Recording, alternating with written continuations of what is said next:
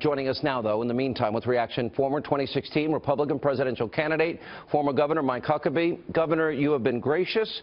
You have said the party ought to unite. You see and hear from people like Paul Ryan and the Bushes and Mitt Romney. Bill Kristol is aligning with Ben Sass and other people, you know, to sabotage a candidate. You ever seen anything like this in your life?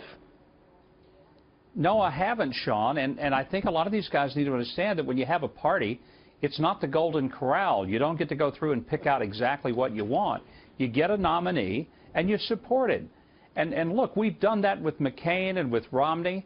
By the way, I was listening to the conversation and talking about Hispanic voters. If Mitt Romney had only had 4% more of the evangelical voters, we would be talking about President Romney today. If Donald Trump can energize not only these people who are coming in from the Democratic Party, union, just working men and women, and he's doing that. He's got record numbers of Republican votes.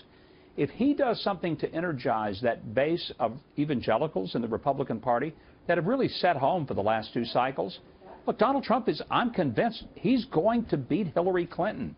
Mark my words, he's on a track to beat her. And all these guys who are telling him what he ought to do, think about who they are. They're the people who have missed it and been wrong on every single thing in this election. What do you then tell? Look, you've been outspoken. He won. We should listen to the people. What do you tell him? What would you tell him? Well, I'm telling him it's a simple thing. For example, Paul Ryan, who I respect and I like, he's a good guy, but he needs to understand he is only the Speaker of the House because his peers in the House elected him. The country didn't. He is one of 435 representatives. He didn't win a statewide race. He won a district race in one of the 50 states. And Donald Trump is winning a national election, and he's going to be the leader of the party.